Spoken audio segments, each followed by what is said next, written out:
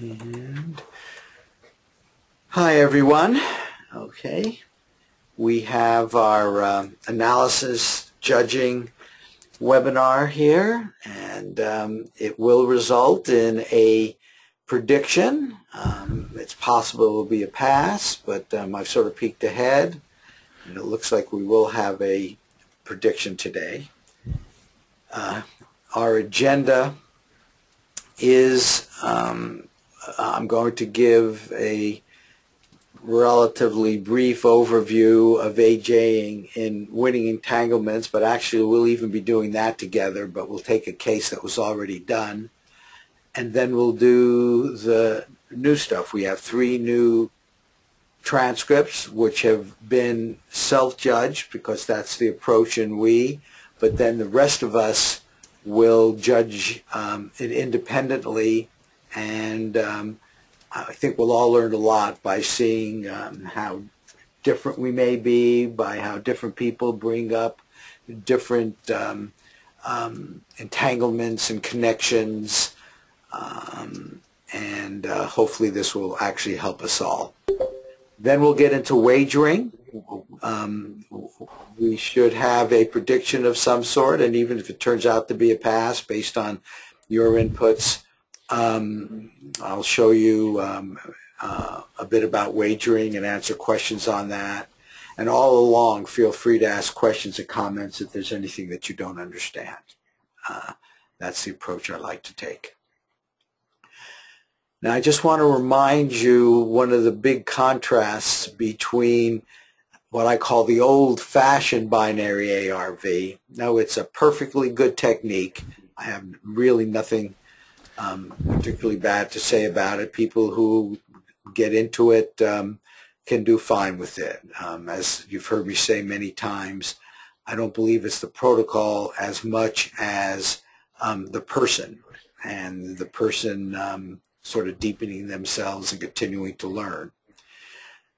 We has 2 transcripts with 2 targets. What this does add, and my expectation is because it adds a second target, a second coordinate, all going after the same prediction in terms of the winning target, because one coordinate will be associated with the winning side of a binary trade, the other coordinate will be associated with the other side. So there's this special kind of redundancy that we have. And we do tend to see less passes. I need to do the stats on that to prove it, but that seems to be the case. Notice in both of these cases, you always do the same thing. Describe and sketch your, and whether you have 1 coordinate, or here you have 2 coordinates, so you have to do it twice, but you describe and sketch your feedback target. That's the universal in ARV. Now, we're going to get into the judging right away. We use what's now sometimes called the SRI confidence ranking system, SRI/TAR confidence ranking system, or the SRI confidence ranking system. He was the first author with several other authors on this approach. And basically it's a 0 to 7 system. 0 to 2 has no to very little to some correct elements, but not sufficient to suggest results beyond chance expectation. You know, usually you expect to get some elements which match. That happens after you do enough of this, and everything we do here in app is assuming that we're participating for the longish, intermediate to longish time frame. And so pretty quickly you get to understand what chance is.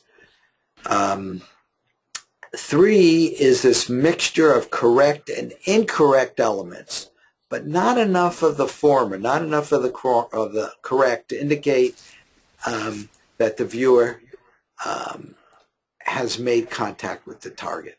Now, let me just say that again. I might not have said it right. There is enough of the correct matches to indicate the viewer has made contact with the target. So you're right on the margin here. You said, yes, I believe I've made some contact. The judge says that. But we don't consider that to actually be strong enough to wager. 4 is now strong. Now we have good correspondence with several matchable elements intermixed with some incorrect information. So as a judge, you're always looking for like 4 and above. 5, you now begin to add the words unambiguous, unique, matchable elements. And guess what? Words are not precise. You are an analyst and a judge, and you'll get a sense of this when, I mean, it's really, really good. And you're talking about more than one element. So you've got really good correspondence, unambiguous, unique, matchable elements. So we'll be talking about this. But there's still some incorrect information. By the time you get to 6, we might actually be naming an item or naming the function of a target or naming something pretty darn close, and relatively little incorrect information. And for a 7, you know, it's like spot on, no incorrect information. Okay, now with that, what I would like to do is go through, okay, well, let me just summarize. We consider CR equal 3 to be a pass. Lots of times you'll be between 3 and 4. And in your own mind, you should think, would I be willing to put money down on this? Would I be willing to say, you know what, I think this has got good enough match. We have these several matchable elements. It's really good. I'd be willing to put money on it, and I wouldn't mind if other people put money on it. No, it's not a sure thing. There's no such thing as a sure thing, even with a 7.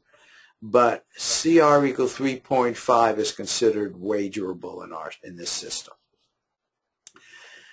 Now, what I'd like to do here is show you the transcripts that we already did with Nancy. In fact, I think, Nancy, you're here now. Hi there. And I showed this to the whole app discussion group. And so we already sort of know this was the right answer. And she judged it, as you can see, kind of.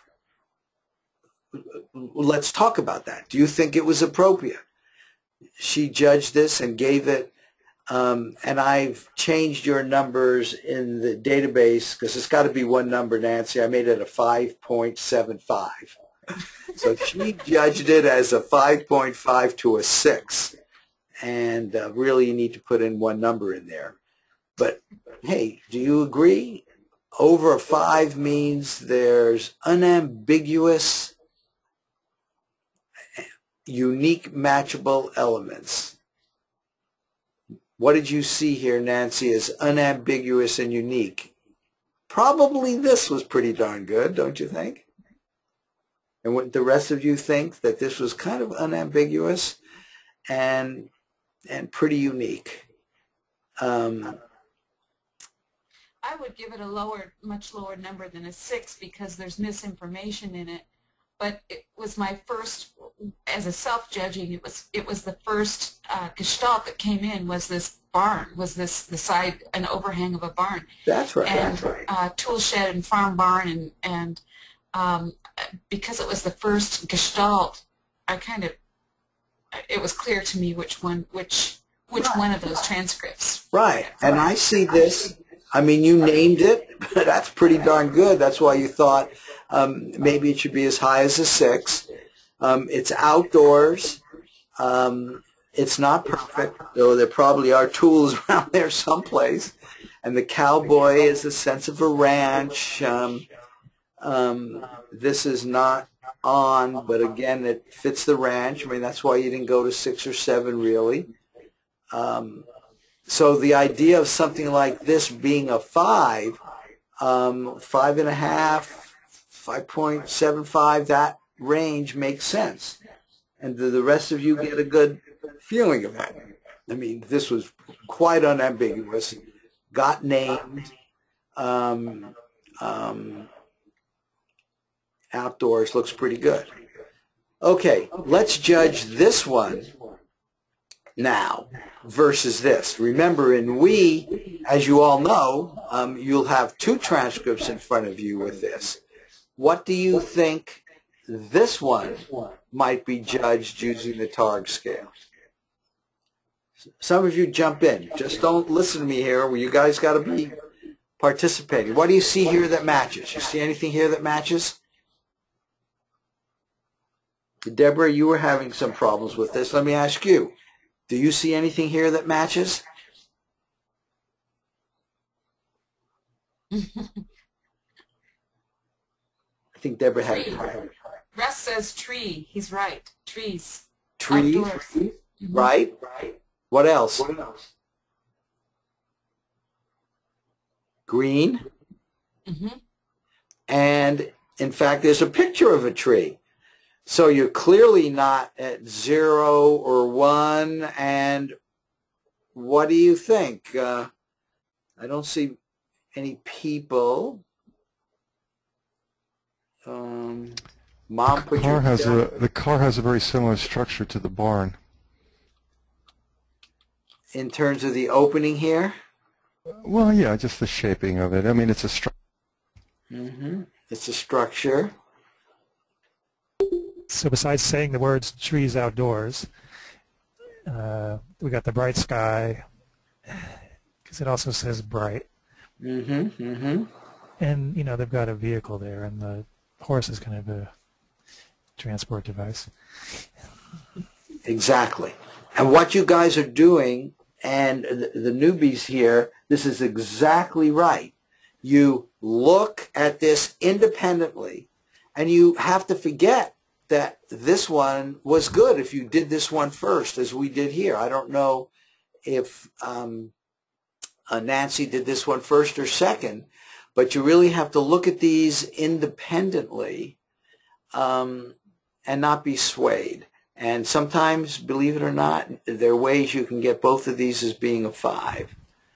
And we've got that line over and like scallops. It's a little bit like the line in the sky, the jet trail in the sky, and the tree line.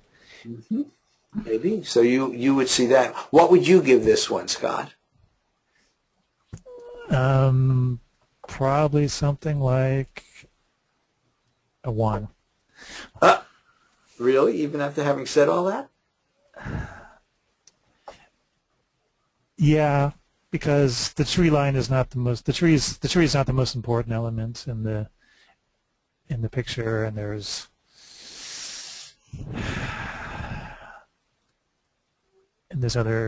lots of trees, and there's a lot of detail there that doesn't match. So if you tried to weigh the good stuff next to the bad stuff. Interesting. Any other comments? Do you think 1 is appropriate, or do you think it should be higher? I noticed, Deborah, you said you'd give it a 3. How about you, Russ? What would you give it? You'd give it a 2. You see, now one of the issues here is we may all be being influenced by each other, and that's why it's so good to do these independently. And I'm going to have you do those. The next ones I think we'll do independently. Nancy, you gave it, I can't remember, but I think you gave it a 3. I can't remember what I gave it either, but I think because it has the branch-like green, older style, outdoors, it would probably get at least a 2 at the minimum. But I also know which the gestalts, because I drew it, I know which gestalts came in first, and it was those archy things over and those funny arcs that came in first. And so I give that more credit, and that was nothing. I don't see any arcs in this. Yeah. Now, you see, that's one of the real advantages of self-judging as well. But because you know that you expect the first things to come in to be more correct for you and give you the gestalt. I look at this and I would give it a 3. I mean, this tree, I mean, yes, it's not the dominant thing, but it's, hey, that looks an awful lot like that. In the right spot. Yeah, I mean, that looks okay. And the comments that Chris made, I hadn't even noticed quite the car being the same way, but it is. There's an opening here, there's an opening there. But you get the sense that you're stretching here. And, Right. So when you make these comparisons, you as a judge will get the sense of when you're stretching, when you're not stretching. Okay, but I think you've got my point. The point being that people see things a little differently, and you, when you do the self-judging here, if you do, and some people, you know, you can set the system up where someone else does the judging for you, but most people do self-judging. You will learn about yourself. That's the beauty of keeping the notes as we let you do, and just watching yourself and seeing what happens and what works. Okay.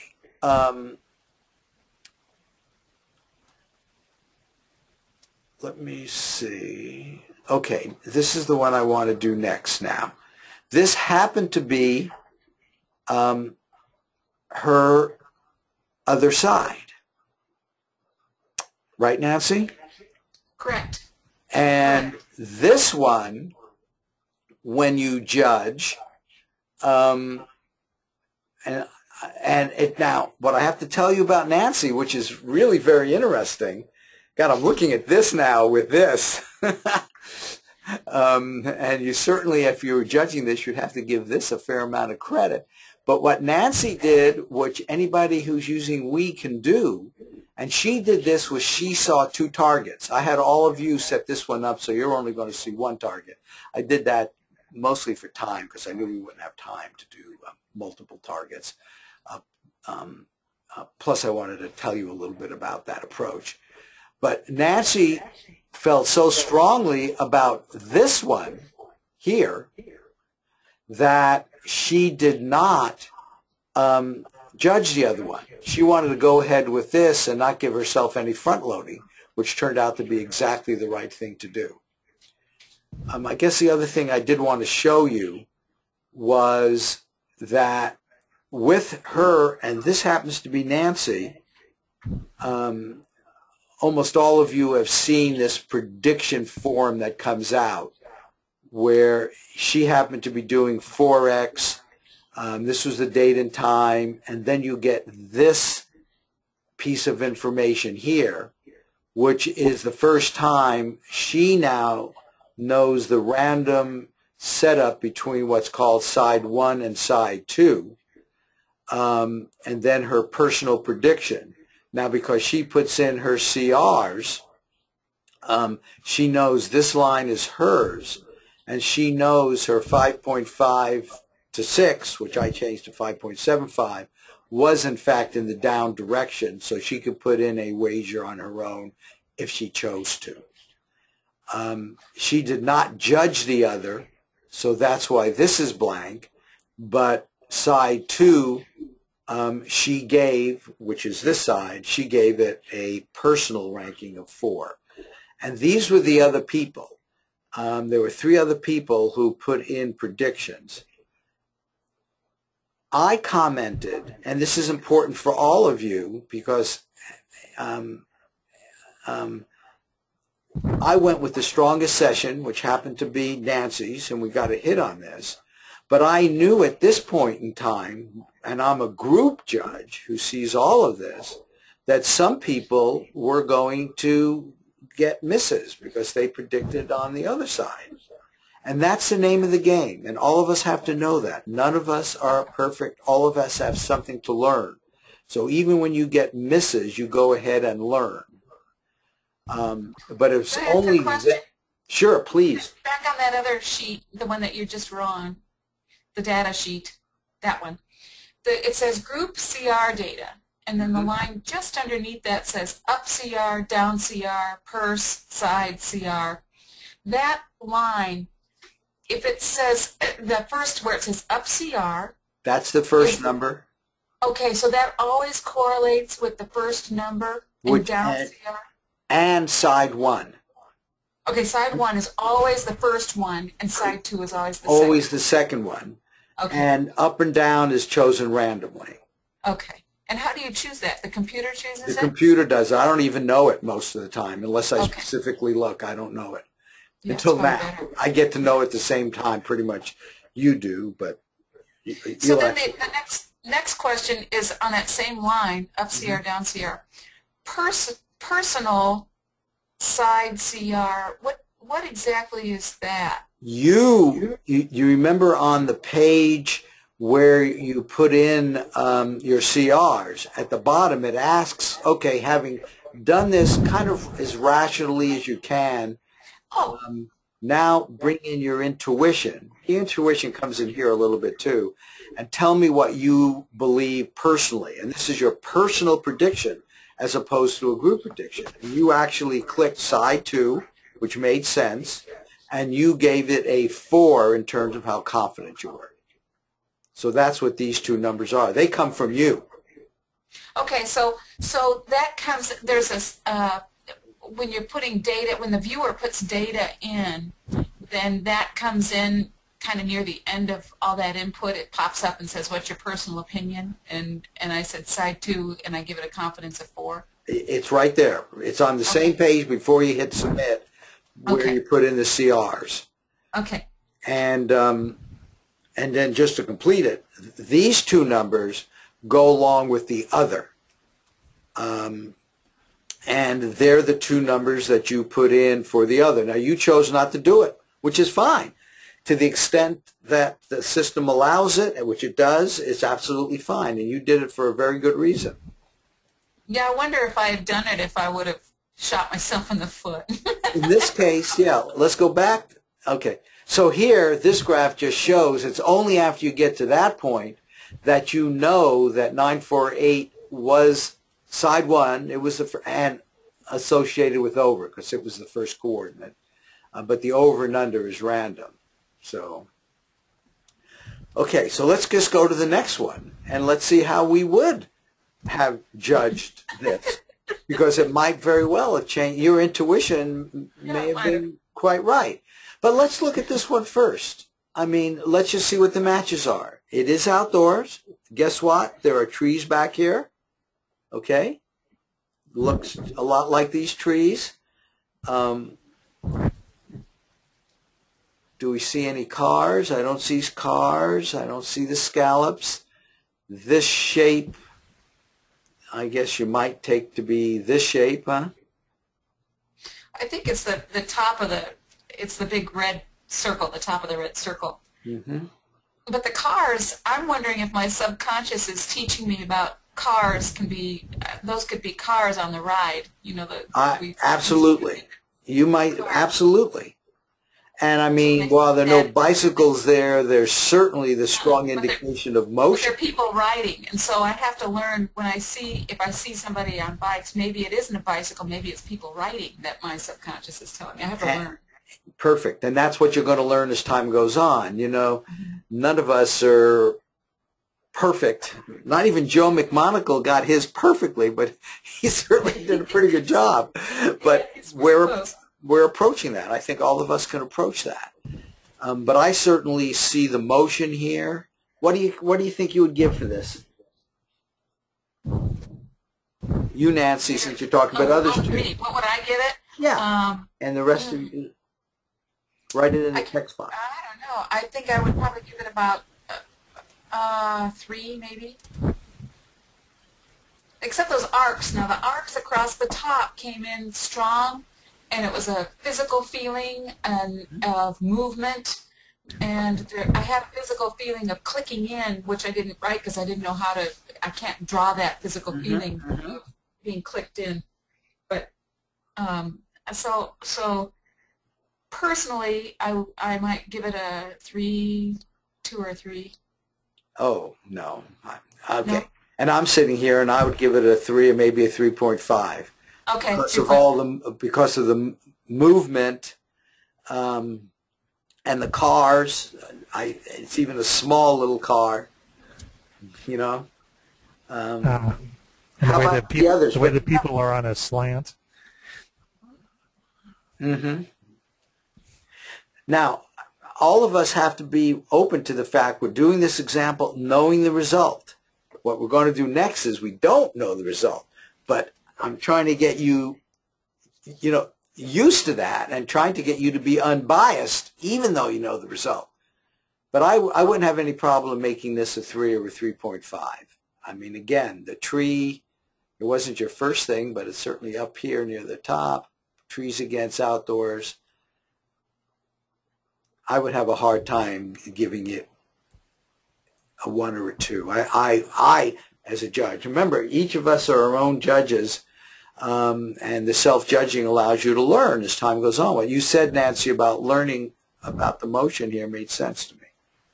Mm-hmm. I didn't see Russ put in a number. What would you do? And Deborah, what would you do? Deborah says scallops in the white metal below the ride. Yeah. A 3.2. Okay, good. I love it. And that gets to become typical. How about you, Russ? What would you do?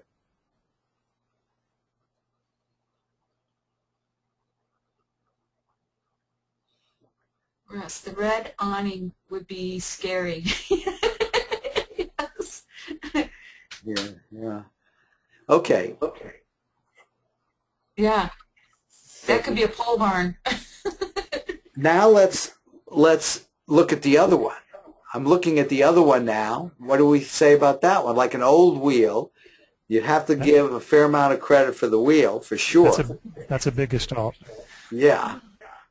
But didn't come in first in terms of Nancy. When I saw it, it was just leaning up against the barn side, almost invisible. It was an old dusty wooden wheel. On the other hand, when I drew it, look at that.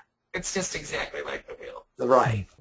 So that may have been, bleed through, kind of displacement, because we're all looking at it now and paying a lot of attention. And when you do your viewing, it's really, kind of important to really stay focused on the coordinate. I really recommend saying it out loud at the initial time when you do your remote viewing session, because it vibrates through your body, gets down through 0-point energy and connects up in the consciousness field. And then you say it out loud again here, which really has the intention, sets the intention to connect this one with this one. But none of us are perfect. So this might very well have been a kind of a bleed through a displacement.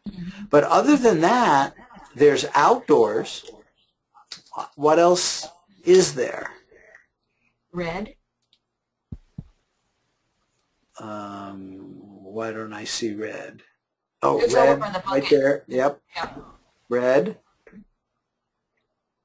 So here you might, so what might you give it here compared to this one?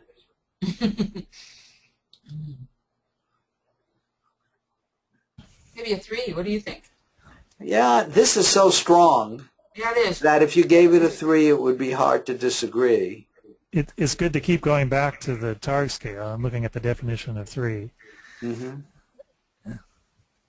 Yeah, I was going to bring that up. It seems to me that the Targ scale focuses on the summation of components, whereas when we were judging, when Joe was judging at the conference, there seemed to be more of an emphasis and weighing on the gestalt, because, and if we look at that first image, the gestalt is very strong. Everything ties together. And I think that's what Nancy was, Here, is that right, Nancy? right. Was that what you were picking up on? That's why this one is so strong. And this one, for this comparison, except for this, would be weaker if that's the approach. But notice both of them do take basically a fraction of the number of hits over everything that you would compare. That's the other 50%. The first one is the main gestalt. And in this case, if you used his approach, the main gestalt is not the correct one. And if you just went ahead and said, yep, this is a good match, red's a good match, outdoors is a good match, so that's 3, but this isn't, so maybe you could argue that's a question mark. This isn't, you might not get as high a score as you might imagine. Okay. One of the messages here, which I hope has been made well, is that this is not like 2 + 2 = 4. There are judgments that come in and that's why this is called analysis and judging. The method that, and maybe we should have another webinar on that, the method that Joe used could be related to the TARG scale. He had to get like a 70% number or higher before he would give it, I guess, a 3.5 or a 4. He just went go or no go. Actually, on this one, the more I'm looking at it, the more I think he would actually have a no-go, because 50% of it didn't match the main gestalt. So people develop their own techniques.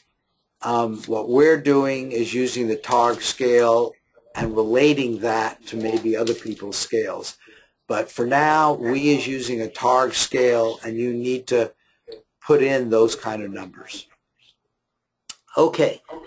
Did Jennifer join us or not? No. Okay. Which is fine. Here are her 2 transcripts, and as a group manager, I have to tell you it's very important that I have these, because I use these myself to both check people and to make independent readings when it's close, which is most of the time. So let me move this over here and let us now come up with a group consensus. So I'm moving that there. There we go. So I've got a table here over at the right, which you can't see, and I would like to fill that out for you looking at this and this to give it a ranking. So in fact, let me get all of the names.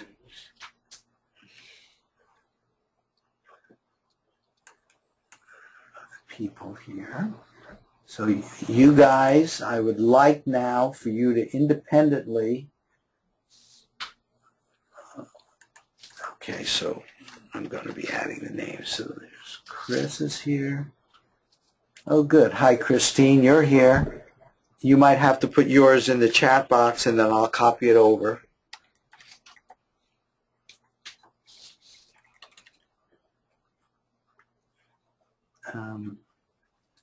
Deborah.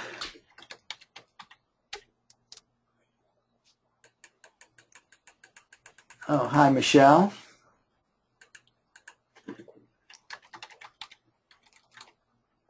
In fact, the chat box is probably the best way.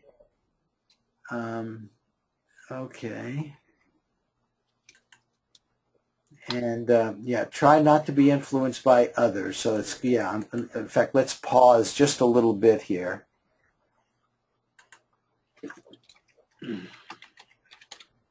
Yeah. Okay, so let's see if I have everybody.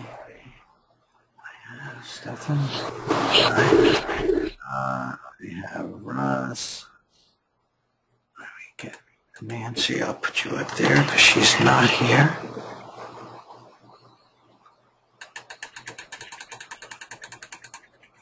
Okay.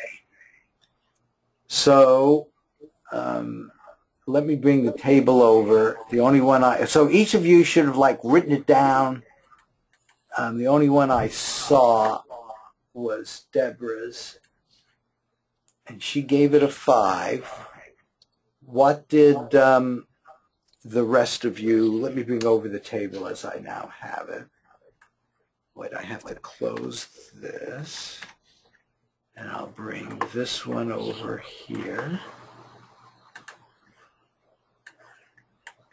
Okay, so Deborah gave this one a 5. The rest of you, Nancy, what did you give it? 4. 4. Mark? Michelle gave it a 3. Scott, what about you? Maybe a 1.5. 1.5. Okay, you can see how different we are. In fact, we should talk a little bit about why we're so different. 1.5. Christine? Maybe it was in the chat box. Let me look. Russ gave it a 4. I see him in the chat box. Michelle gave it a 3. I've got hers. Russ, you say too light, but you're not going to give me a number? Oh, you said too light, but you gave it a 4. Okay. Stefan gave it a 3.5. 3.5. And Mark is the only one I haven't heard from. Let me see if he's definitely here. Oh, he's not here. Mark was, okay, he's not here. Mark submitted a transcript, but is not here. Okay, and what about Christine? Did I miss you? Are you here, Christine? You are. You want to put it in the chat box, Christine? You know, it is interesting, but it's worth doing. Forcing yourself to commit and comparing it to others is valuable. Are you there, Christine? Okay, maybe she's not here. Okay. Let's now look. It's very interesting to see the differences. Scott came in really low. You didn't like this mountainy thing? Because they're supposed to be structures, not mountains. If she's got the right angles in there, they're not mountains. They're down structures. here. Down here. Yeah. That was her intention. So you're a lot more literal than other people would be. The green grass. Okay, I mean, this is what we did. I mean, I think I don't. Marty, do you think as a judge it would be a good idea to ask viewers, and this is just a judge question, to just put a 1 or a star next to something, mark where the first gestalt is, the first thing that comes into the mind. I just assume it's at the top left. Right. But that's not probably I don't know. No, I think that's a 99% assumption. Okay. Yeah. You know, I didn't see the flowers before because you were covering them up, so I would Okay. give it a higher score. Okay. What? 2.5? 3? And it's fairly near the beginning. We're all big on this gestalt. Well, I think I gave extra credit because that gestalt, the shape of it was in the shape of the mountain peaks, and the mountains have that line across the bottom. So, Yep. so I probably gave too high, but it was the gestalt that pushed me up there. Yeah, I might give it more like a 3. Okay. It's pretty good. Okay. But one of the points here is differences. We usually see differences plus or minus 1. If I had to put something here for the average, let's say an average, it looks like it'd be about 4 with this group, right? Mm-hmm. Okay, let's do the same thing with the other one. Now, wipe out everything from your mind that had to do with what was here before. And let me make this big. And I should add that Jennifer says she really keys in on colors. okay, so you know that about her. There's some the colorful flowers / rocks or tints or whatever. And when she would self-judge, she would know that as well. And you didn't tell us her self-judge score yet. You'll see it at the end. Okay. Okay. Interesting. So, you know, again, write it down yourself so you can't change it. Give everybody a moment here to do it. And obviously you'll have a little bit more time when you're by yourself if there are issues. Can you read the words there, Marty? Shape of reminds me of bustier. Oh. Like a bustier? Yeah. Which is what? Like the Grand Tetons. Oh. Like, Yes. like a corset or a bra? Yeah, a push-up bra. Oh, is that what a bustier is? Oh, the muffins. Yeah. Bustier, is that how it would be pronounced? Okay, well that's interesting.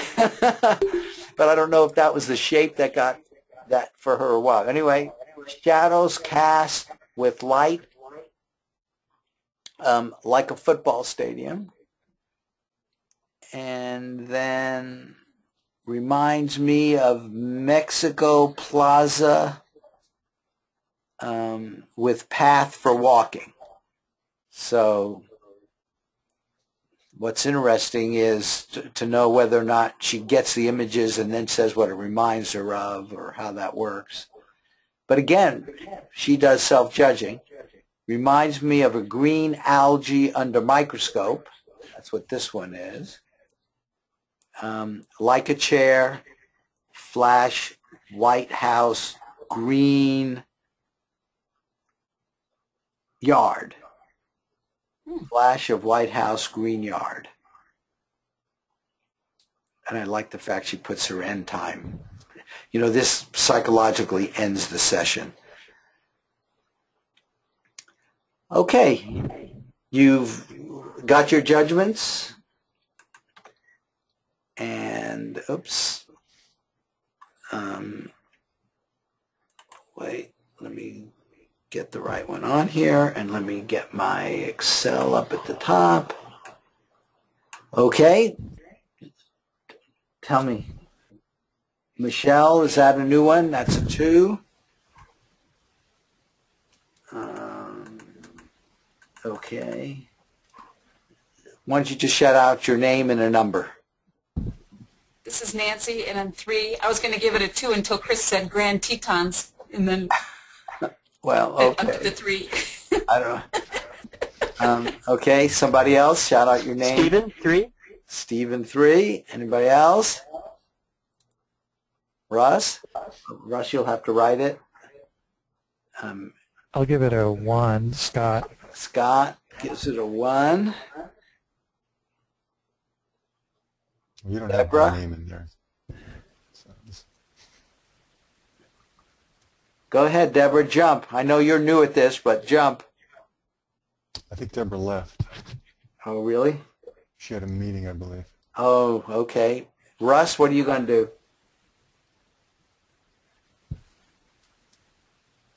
3.5. He's 3.5? Is that what he said? Uh-huh. I don't see it, but okay. Yeah, it's in the chat. Okay, 3.5. Oh, I see. I'm there. There you go. Okay, very good. Christine's not there, Marty. You don't have me in there. I don't know if that's intentional. Oh. You could change Oh, Christine you know to what? Chris. I meant Chris, and it did. Oh, no, Christine.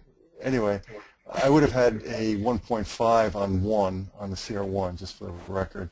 And I would have a 3.5 on CR2. Okay. Okay, very interesting. Okay, very good. So the average of this would be roughly, what do you think, 2.5? If you highlighted it, Excel tells you what the average is. I suppose I could average it, right? Okay, let's do the raw average. It's 2.6. Okay. In fact, here. Why are we can actually do it. It turns out I'm not a great believer. Whoa, I did the sum instead of the average. I'm not a great believer in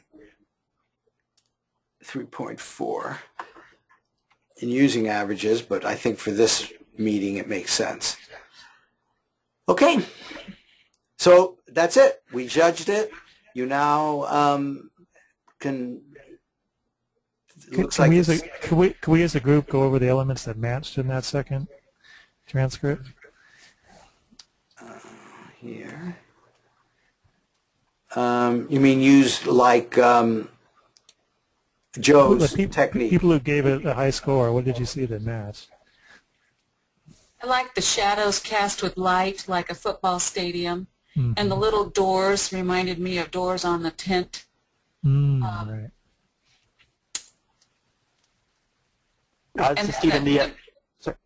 Go ahead, and then the Grand Tetons with the bustier was funny. That was kind of like a little ha-ha. But I think that was reminiscent of the fabric of the tents. The little tent city is kind of like a little plaza with it's kind of reminiscent of that. The green algae, these kind of glow like little spots under a microscope, so I could kind of see that as a visual. The house, again, there's all these tents. I can see a lot that I would think would match, but yeah. Okay, very interesting. And some of these comments, actually, Jennifer has repeated these. So, we are seeing similar things, but I think some people pick up things that others don't pick up, and that's one of the reasons for having these meetings, is it kind of alerts you to stuff that you might not have seen before. And it's also, I highly recommend viewers get with judges if they don't think that, if there's independent judging, that they did a good job. When you're self-judge, you pick this stuff up yourself. Okay, let's go to the next one. And you were going to tell us what Jennifer... You're going to get them all at the end. Okay. Because remember, we're all going for one thing here. And so we'll be able to put it all together at the end, and we're going to make a real prediction. So side 1 and side 2 here, and in fact, you may or may not have noticed that the coordinates are the same. It turns out I tried to get the pictures to be the same, but they weren't. So she self-judged against that one. Both Mark and Stephen judged against the same picture here, which was actually my intention, but the coding didn't get in soon enough. Okay, let's now look at Mark's, and I wonder if it would be useful to make this a little bit bigger, but once you see this, this target. So let's now do 166821, and I'll make it bigger, but you're going to give me a number for that so I can fill out the table, and then we'll do the other one.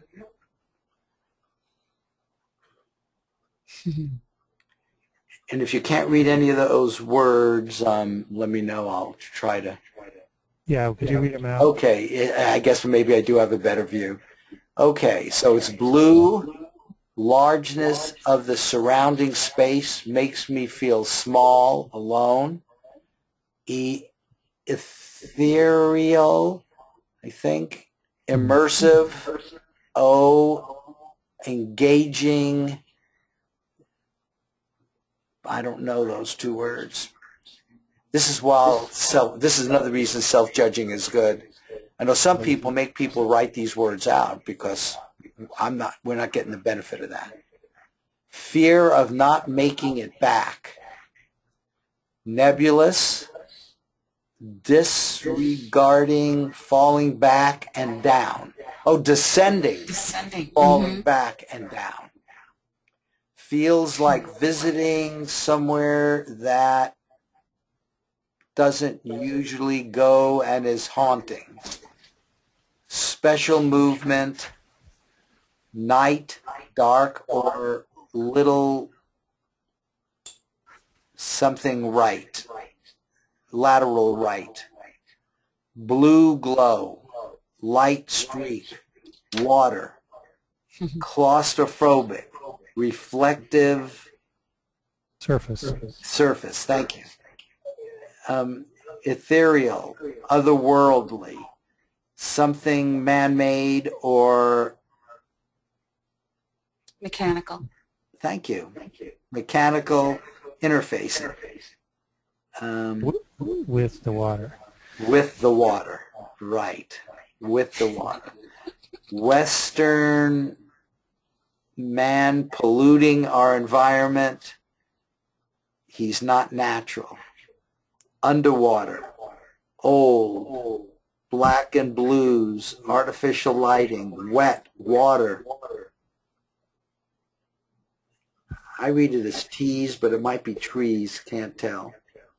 And then engine room feels like visiting, not listening because of feeling. And then I can't read any of that. And then you see the sketches. Are those numbers next to the sketches how they came in? Or are they related to images that he's got numbered? Which numbers? These here?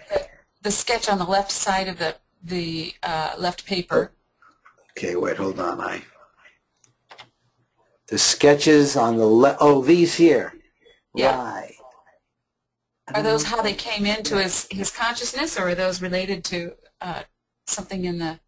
It looks like it says long 1 and image 2. Oh, image 1 and image 2. Okay. Oh, that might be what they are. Right, image 1 and image 2. Yeah. Okay. Wet, water. He listed water several times. Yeah. Okay, so you've independently come up with a number, and that's Mark's, right? So go ahead, call out your name and give me a number. Russ says 4.5. But give me the number, you guys, independently. Nancy, 4.5. Nancy, 4.5. Same with Chris. Chris. More? Michelle? Even 3? Michelle gave it a 5. Stephen a 3. Stephen a 3. Deborah left. Scott? I'll go with a 4. A 4. I hope you did it independently before you saw this. Okay. And we have an average of 4.25. Okay, let's do the same thing. Now, let me move this over here. I'll move this over here, and we'll make it big so we can read it. So now we're doing 552961. Lots of light browns and yellow color, golds to reddish brown. Feels like lots of distractive shapes, man-made and fashioned through shale but sturdy technique. Warm, daytime, bright, Sunny. subsist on the benefits of, any good guess? I don't know. Sunset looks kind of annoying. Clicks. Oh, colors? No, I don't know what that is. Clicks. Click. Oh, clicks. Click, click, click. Okay, good. Click, click, click. Like taking a picture. Yeah. Click. Kodak moment folder. Okay. Clicks, postcard, like sheer and looks strived for and Pre-sorted. and what was the word? Pre-sorted. Pre-sorted. Or Why don't you read preserved. these, Nancy? Preserved. Go ahead. Why don't you? I've read a lot of little kids' handwriting in my day. Yeah. Something perhaps enjoyed, made by kids than adults. Enjoyed more by kids than adults. Something perhaps for a vacation or a special visit. Something Cloyingly sweet. Something sweet, yeah. Cloying. It's cloyingly. Cloying. Yeah, I can't read the rest of it though. Tracks. And I can't read the rest of it either. But you see the shapes. Okay. commit yourself to a number, put it down on paper or something. It should be independent. There was some words here. Man-made, that I had covered.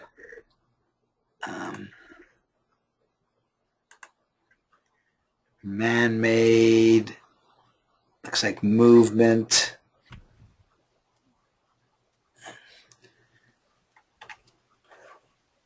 Fair enough?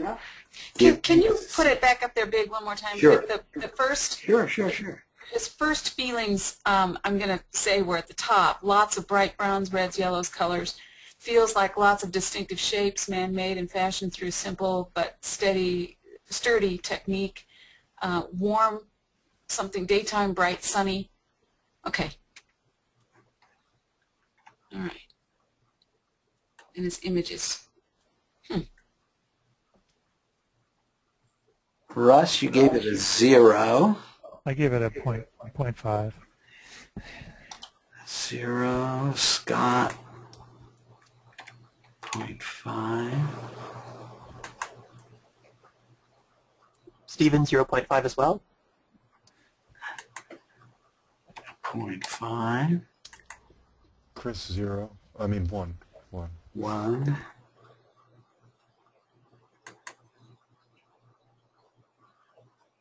Okay, who else? Nancy, 2. Sorry, Russ. What do you give it? 2. Nancy, 2. 2.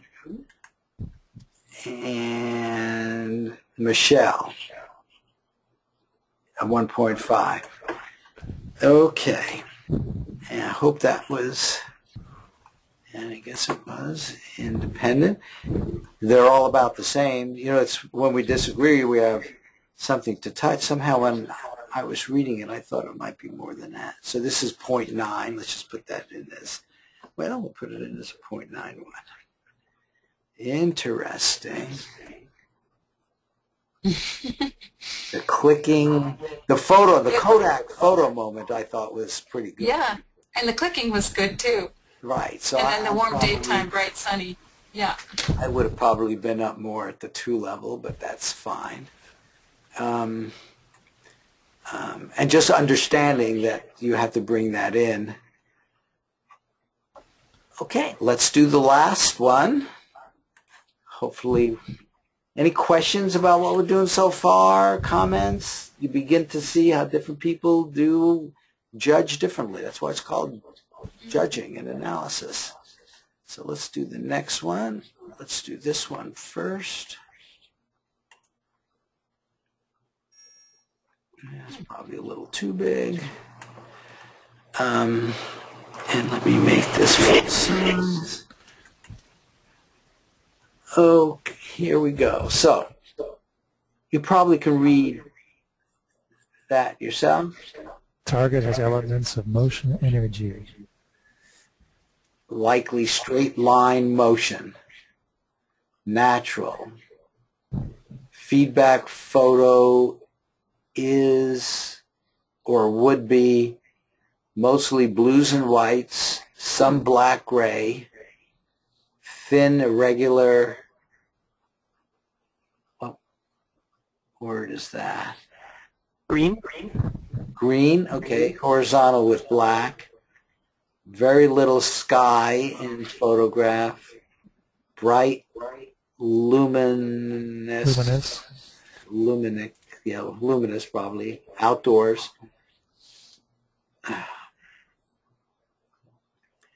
And then he's got the green, blue, blue, blue, blue, blue, white. Lines are blurry and may represent motion approximate in up-down direction in photo.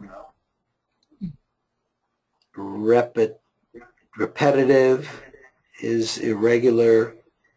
Blue, white, cool to touch. Larger than a person, but form is irregular and hard to pin down.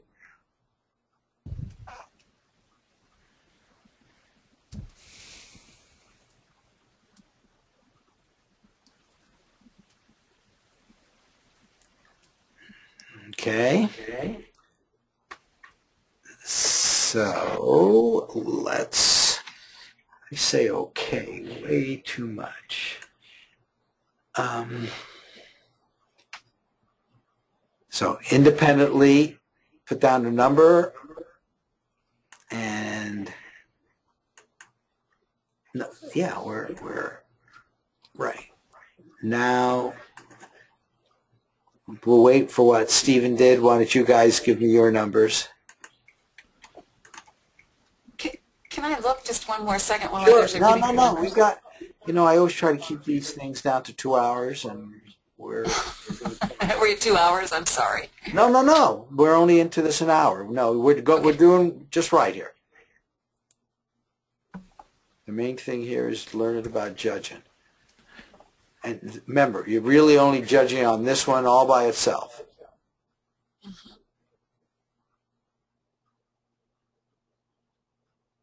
I'd give it a 2.5. Okay. Whoop. Where'd that one come from? I want this one.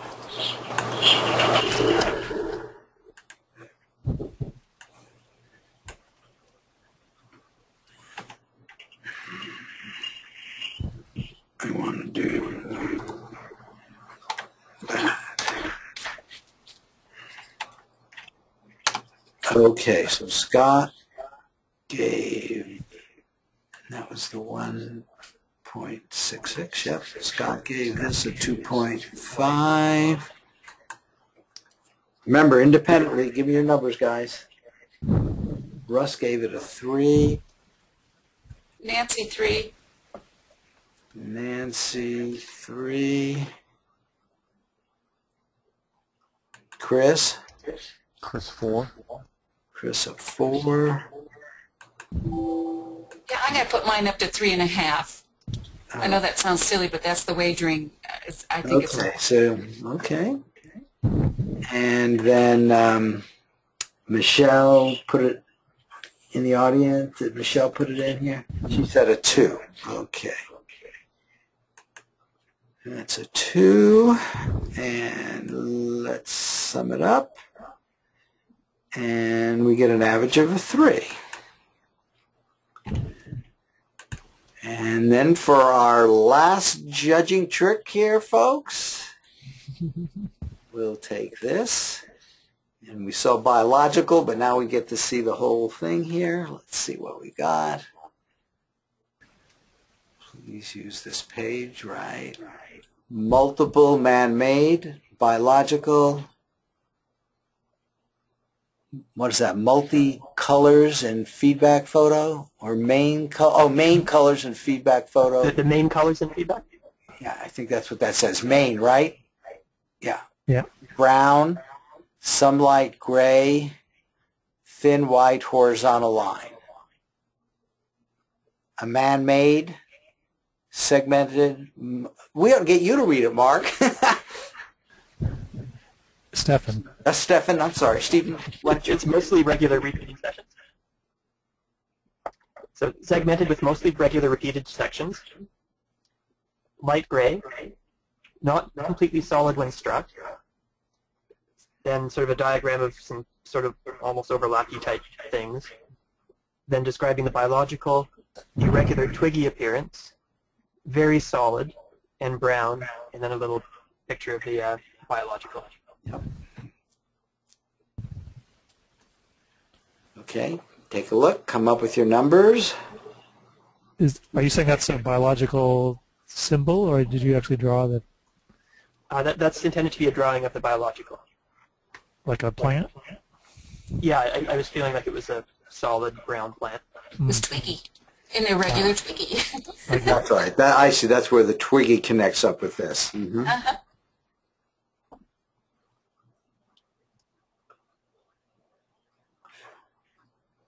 So you've written down your independent judgments. Oh, it looks like I can bring this over like that. Okay. Someone give me some numbers. 555. Russ says a 3.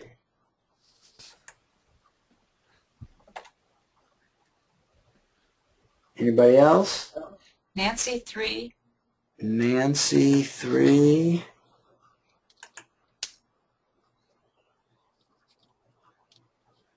Go ahead, Chris. Michelle? 1.5, Chris. Chris is a 1.5. I'll do 0.75. 0.75. I love it. Yeah, 0.75. Okay. And it's hard to look at both because, I mean, it's hard to just look at one. Once you've done one, I kind of want to go back and look at the other one. And there's a discrepancy, a bigger variance than just a half a point between those two transcripts. And so I want to adjust the other one up. But I don't think that's, can you do that? yes, absolutely. You're the judge. You can do whatever you want because you're going to come down with a final both personal prediction, and the CRs have enough flexibility. If you feel that's appropriate, you should do it. I mean, I really believe you need to take on the full responsibility and do it. I think what I'll do is drop this one. I just feel like there needs to be more discrepancy between what I've got there for the two CRs, and so I can either drop this one or up the other one. So I think I'll drop this one. You want to make this what, then, a 2.5? Yeah, perfect. Okay. Okay, fair enough. And now one of the things which is just the way it is with judging, we've seen this many times before. And the key thing is to learn how you judge your own transcripts. Scott, maybe you can tell us, you're on the low end here. I sort of did Joe's method on this one, and I got maybe 3 matching elements and about 11 unmatching elements. Okay. Or incorrect, and that averages out to not much, like 10%. Okay, very good. And I didn't get any credit for Gestalts on this one. Mm-hmm. Okay, we understand now. There's just what that comes down to is a lot of missed material. Mm-hmm. Very good. So there we are with what we did for all 3 of them. And now let me see if I can get on the same page. I should add that I usually take longer to judge these things. And I do too. I'm usually more generous too. Are you generally more generous? I'm more generous than I have been today. Yeah, because the more I look at it, the more I notice similarities. Well, and that does say judging does take and deserves time. I mean, remember, it's a judge who is making the prediction concerning the outcome, what they believe is actually going to happen. Okay, let's see. I think somehow this would be the best way to do this. What I get as a group judge, and you've already seen an example of that, is this output right here, which summarizes for the 3 people we had here what they are predicting. And for the first time, we see side 1, which is in fact the 166821 coordinate. We now know that that is associated with under. That was done, as I said, randomly by the computer. So in fact, this is, the over-under would be the normal way. This did under-over. So this is randomly chosen. We now see that 2 of the people predicted side 1, 1 predicted side 2, and we can tell which is which, 1 and 3, so this was sort of a marginal side 2, and that was Jennifer. And interestingly enough, when we look at Jennifer's, this group predicted side 1 as opposed to side 2. Isn't that interesting? We judge it differently than Jennifer. We picked a different side. And the other 2, this one is strongly leaning to side 1, which is what Mark did, he gave it a 6 and a 2. So he believed it was even higher than Michelle's 5.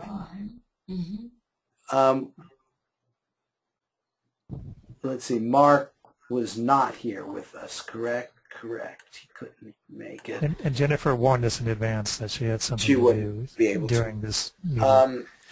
So, but nevertheless, he certainly was on that side and gave it a 7. He might have overdone. If he was here, I would say, well, maybe, you know, I mean, 7 means it's just absolutely perfect.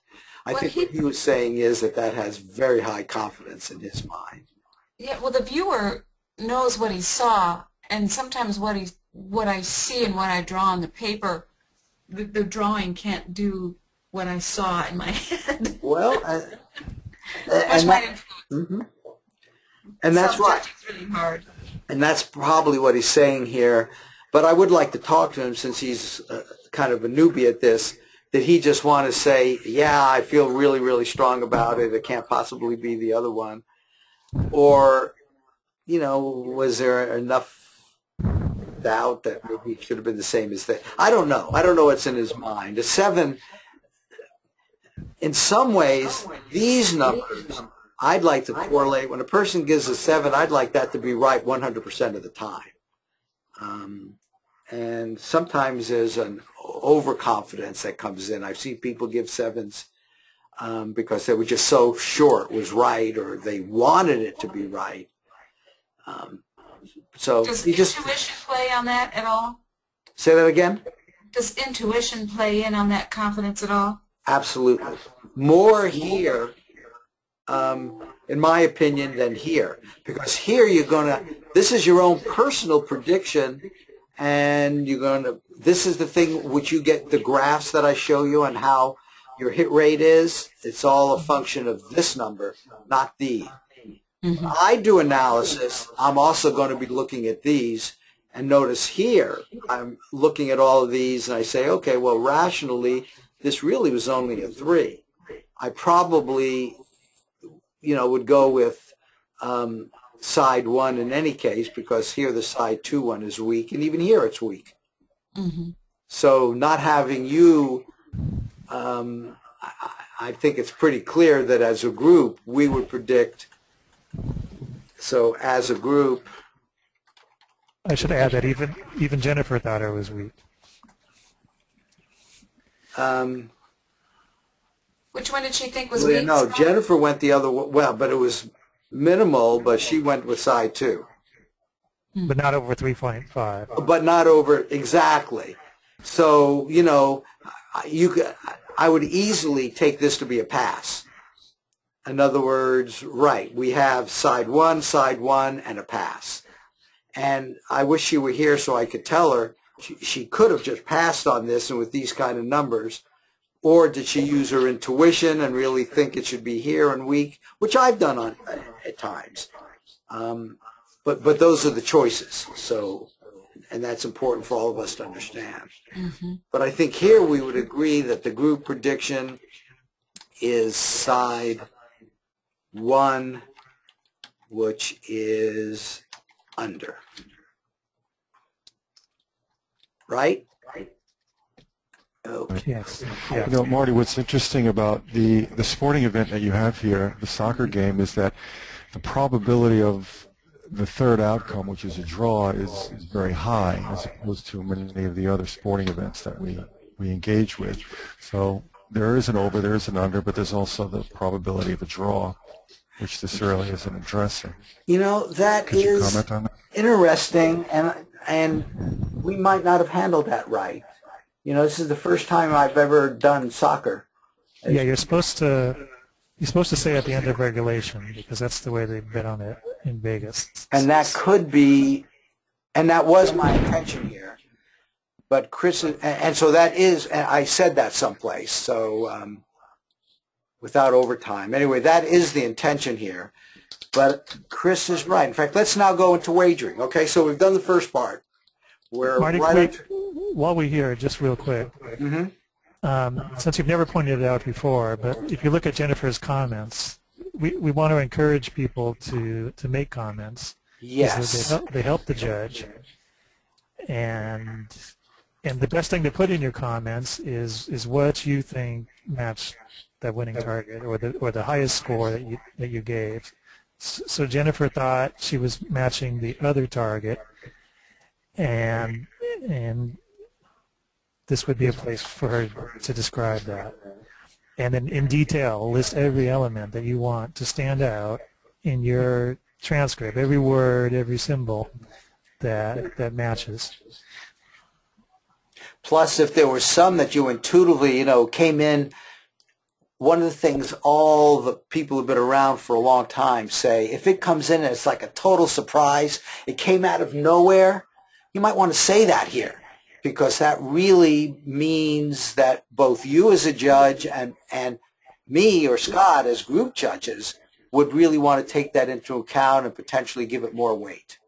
Mm-hmm. So that's the sort of thing you do put in comments. And if Mark was here, I would totally emphasize what Scott said. And, hey, Mark, you've got to put some words down here because those words are not only for you in the future, they help the group judge. So I guess for my comments, I should have specified what it was that I thought was relatively certain and sort of maybe explained more specifics. Yes, yes. In fact, notice what you told us verbally about the biological being a plant-like. Maybe you actually said it there, but that would be the kind of thing you would want to say here as well. Because notice we were comparing it to a biological. And it's just right now with my viewing, I never pick up sentient biologicals, and I also never pick up water. So. Oh, okay. So that's why I was fairly sure, given the other things, that it was what I do pick up was actually there. But I should have said that in the comments. Mm-hmm. Yes, and your group judge will get to know that about you, so that when he looks at this stuff, he'll know. And that's important things to share. So that's good. That's good. Okay. Any other comments, right, about the judging analysis part of this, how we reached our consensus, even how the judge reaches consensus is important. The only thing that I would add is that if Jennifer wasn't satisfied with being below 3.5 on her first on the winning target there, then that would be a good time to look at the other target because in a way she has nothing to lose. So often people will do a 1-1 on their first target and they go, oh no, that's a pass. I'm not going to get much out of this session. So I really have nothing to lose by looking at the other target, which may turn out to be a 5 or a 4, and then I'll have a really good confirmation come out of this with something more valuable. I totally thank you, Scott. That's important.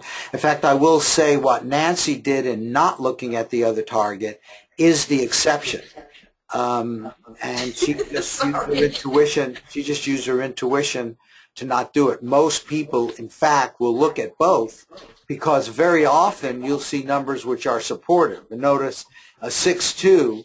If there were another target, wouldn't it be great if this was 1-4?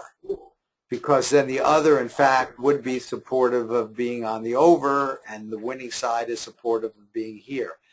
And we see that a lot. And as viewers, since I've given you 2 coordinates, a lot of viewers like to see, they will be seeing the feedback if there's indeed another target, a regular target. In this case, I have set it up so there is no second target, and the way you interpret that is that you look at whatever turns out to be the other target as coming from your subconscious and something your subconscious wanted to share with you, perhaps a place it wanted to go to. And the understanding is that it's different than the winning target.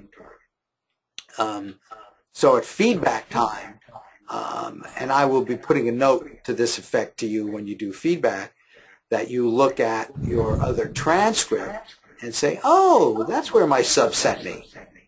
So in this case, there is no other target, but most people are, in fact, getting 2 targets. Let me now finish this off before we go to wagering, but I can't do that. Can I ask one more question on the, did you tell us already what the viewers thought gave themselves? You said that's Mark what this is here. Okay, okay. No, wait, make sure you understand. That's what this is here. You can see here the 4-1 is what Stephen gave, and it's here. And he actually said side 1, but he had a conference ranking of 5, even a little higher than the score. And the same thing with the 6-2, and then Jennifer was the 1-3. Okay.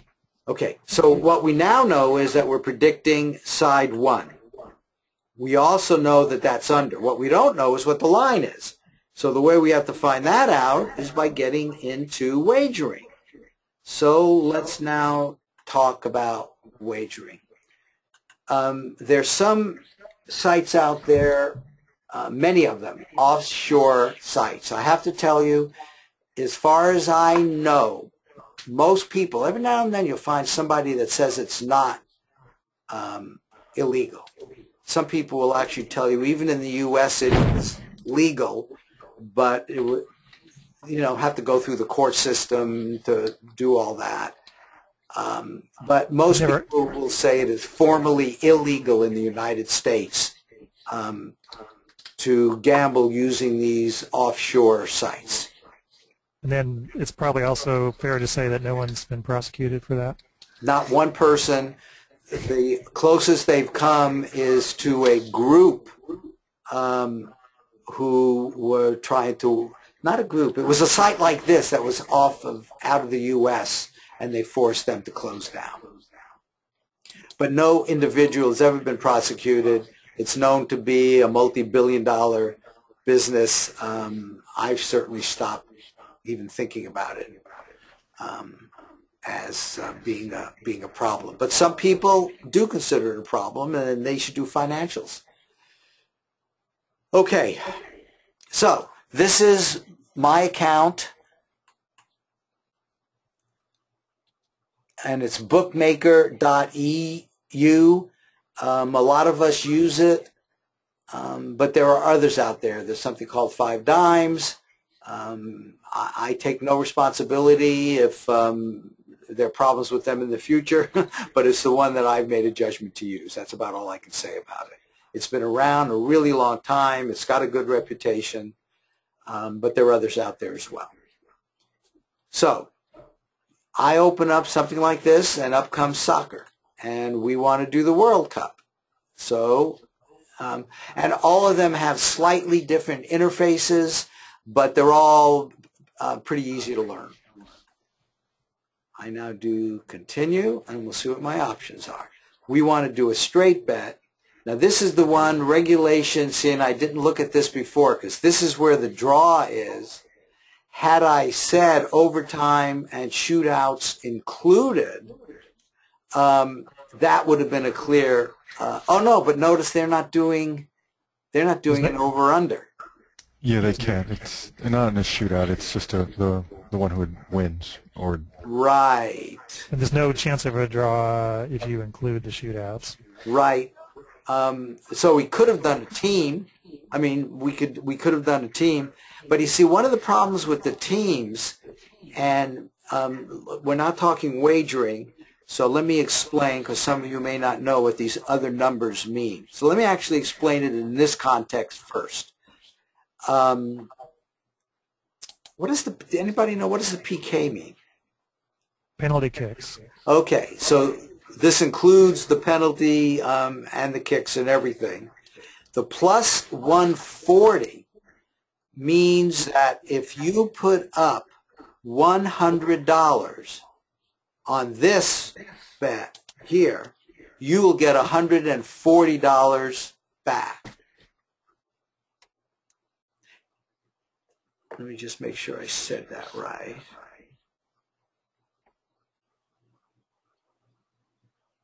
That's right.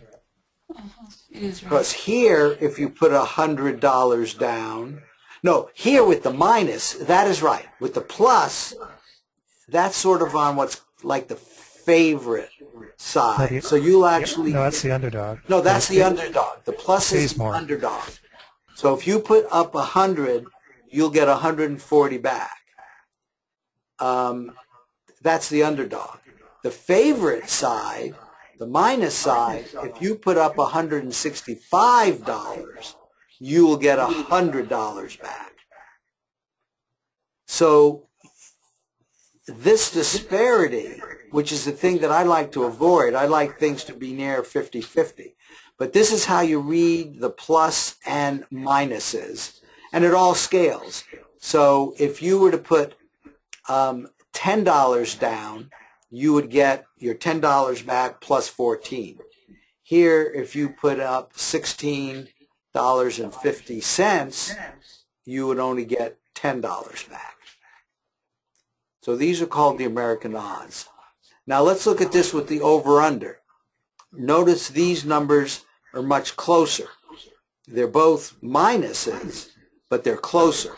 So here, for the under, which is the way we're going, as it turns out, if you put up $100, you get 105 back. Oops. That's the other way around. It looks like negative 105. So you have to put up 105 to get 100. Right. See? I started this off with many of you saying, thank you for keeping me honest. If you put up 105, you would get back 100. Here, you have to put up 115 to get back 100. How come they do that? Both of them negatives. Well, notice they probably started out even, minus 110, minus 110. And notice the difference between them is still this 10 difference. And based on the money that's come in, more people have actually put money on the over, so they take more. Yeah, the points are just weighted so heavily. I mean, 1 point in soccer is very heavily weighted, so it's weighted by the wagering, basically. I can show you. I think you're right, Chris. I think it's more on the wagering and emotions than it is on actual statistics at this point, if they're both of them are negative. Well, remember, they start out, they do always start out negative. They try to find that place, or almost always, which is the 50-50 point. Now, that's not true for Netherlands versus Brazil. Here you can see the favorite, which is the minus, is Netherlands here. Which is interesting, because I thought Brazil... Yeah, but the best scorer on Brazil is the guy who got his spine injured from somebody smashing into him, so he's not playing. Okay. So all of that is taken into account by the odds makers. Well, plus they got shellacked by Germany, so... Why is that funny? Sorry, I haven't heard anybody get shellacked for a long time. For a while, huh? It was historically, it was an historically humiliating defeat. Fair enough. So, any questions about that with all the corrections, whatever? Most of that doesn't matter. It just matters that you put the check in the right box. That's exactly right. But, people like to get a sense of what all this means. And I can just tell you, on every single site someplace, they have a help location. Or if you go on just to Google and say help with odds, they'll give you a explanation of this. But from our perspective, none of that really does matter, because what we do care about is the under and what's called the line. And the line here is 3. So now I go back and somehow I find, I think I better find it this way. I will find here, because I want to tell the group, the few people that aren't here that we're in the group, hopefully. So I, as a group manager, and Scott has access, and we know what everybody did, we have to fill out this line. And the line for the event is 3.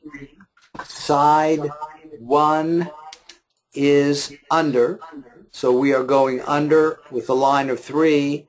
And I now click this, and it looks right. I check it. You might want to put in the box there about the non-overtime, just regulation play, whatever. Yeah, okay. Yeah, that helps. Okay.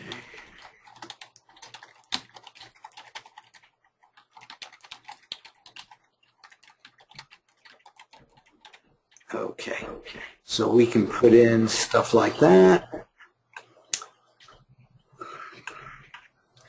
Probably get 2 emails. In fact, usually by the time I check this, it's already there. Yeah, so here's the prediction, and here was the extra thing which I added. And notice this goes both to the group and it goes to everybody in the app group. So now everybody has access to this. They get to know, we've explained to them what these mean, just like you, but basically here's a prediction, side 1, and the line is 3. It doesn't go to everybody in the app discussion group, just everybody in the app prediction group, which are the active members who are actually participating actively. So the looky-loos, we're happy to have them in the discussions, but it doesn't seem fair for them to get the predictions. Now let's go back here, and I haven't quite placed a bet. I've chosen what I want to do. Then I do continue. And now it asks me for the amount. And as I said, everything scales. I feel pretty good about this one. But typically, I will wager about 10%. And so that's what I'm going to do here. No matter how good we think we are, there's always a chance of missing. And the people who have studied wagering, we've actually had webinars on this, say you basically should wager like 8% of, what do they call it? I guess what you're prepared to lose. And, so, hey, if I've said I'm willing in this account to do $305, I'll wager 30. As time goes on, maybe I should put more money in and keep this as 30, or, probably if I feel really good and I feel we're really getting closer and closer to our 80%, I'll up the 10% of my mind to 20%, knowing I might go down to 0, but also knowing I'm prepared to put up more money. So you do have to pay attention to wagering, and as I always say, wager wisely, and I like to add, get rich slowly, because once you're comfortable that you're able to do this over the long term, you don't have to make it right away, You can make it relatively slowly, not like the lottery. You also want to accommodate to being a winner. I think all of us have heard the stories of the lottery winners who, most of them, I don't know what the percentage is, but it's a relatively high percentage, in 2 or 3 years are back right to where they started. All the money is gone, and they're back to where they started. So you really do have to sort of accommodate to having both the money, and also I believe you need to accommodate to getting to 80%. Feeling in your gut that almost all the time you're going to have a hit. And that comes from being at that place where almost all the time you've got a hit. So those have to happen together. It's all psychological. So I'll hit continue here. And I have actually put up 31.50 to win the 30. And then I can confirm my bet or not. Let's do it. And I want under, and there it is. Under 3, minus 105. I confirm my bet.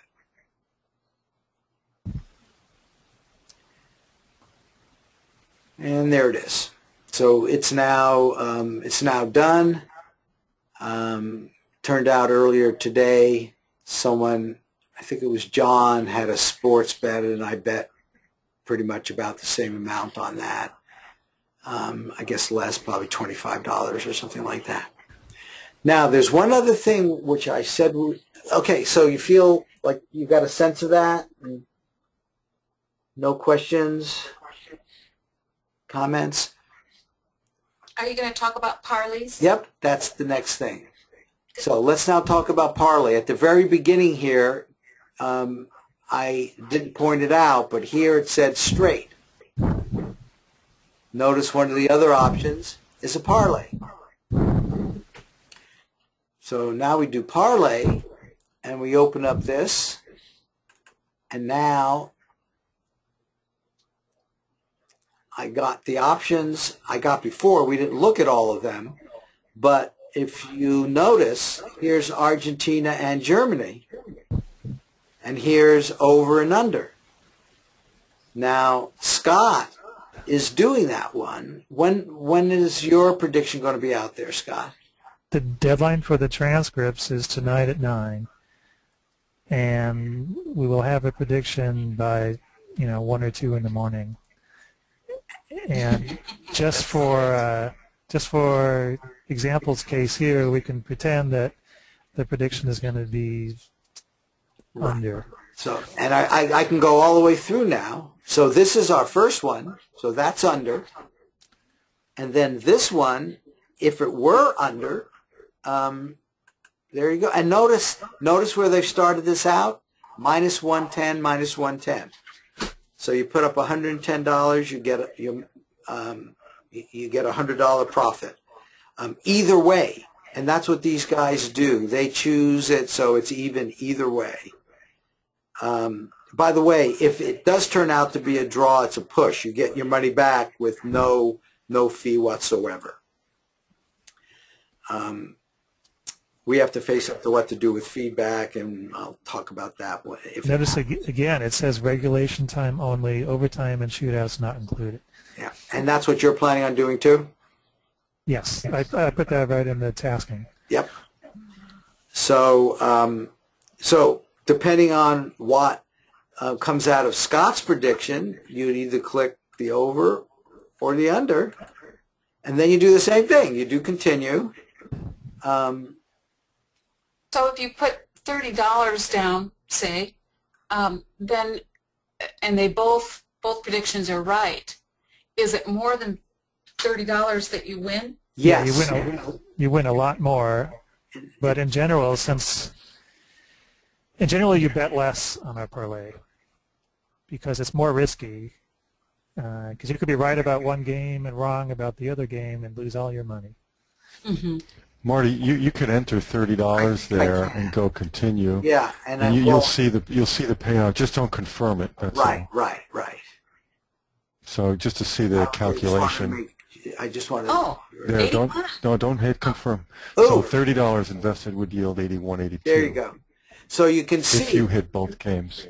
Oh fuck. Oh, did you hit it? Oh. I clicked. I thought I was clicking the other one. Oh damn! I was going to tell you to take John's game and that the Detroit game.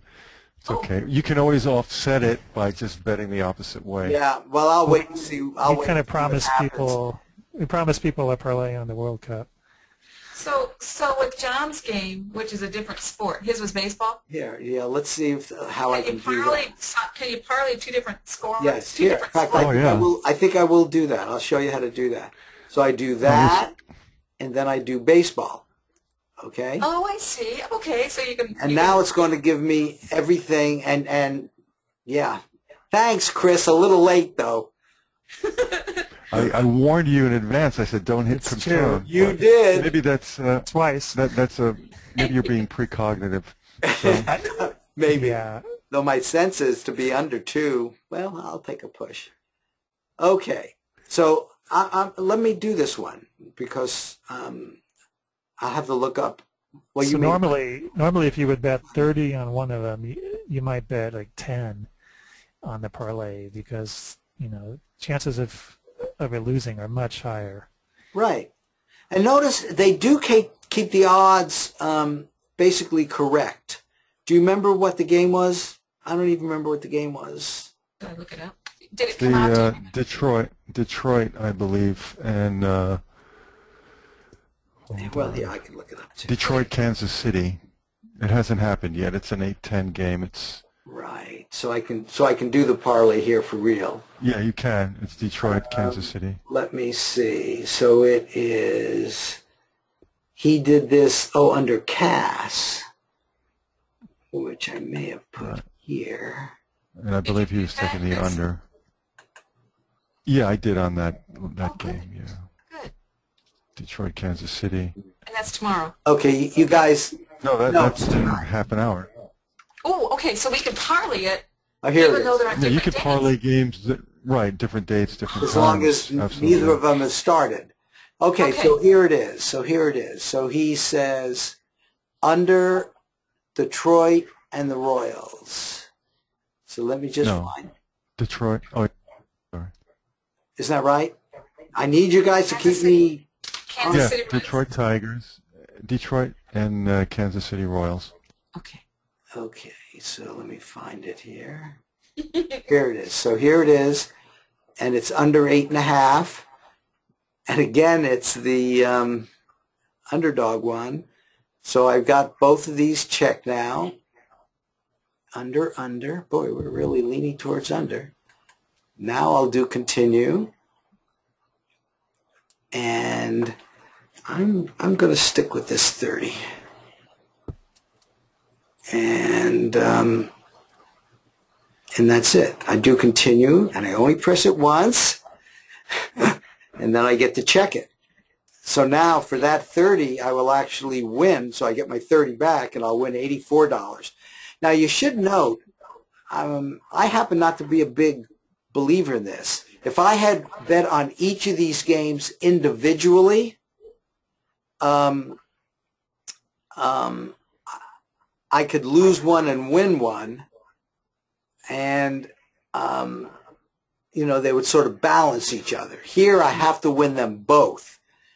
The way to get to this 84 is if this game were first, like the Detroit Tigers game, it turns out it is first. If I had bet $30 on the Detroit Tigers game tonight, I win that. I take all of those winnings and put it on Netherlands versus Brazil, and I win that, I would end off 84-35 ahead.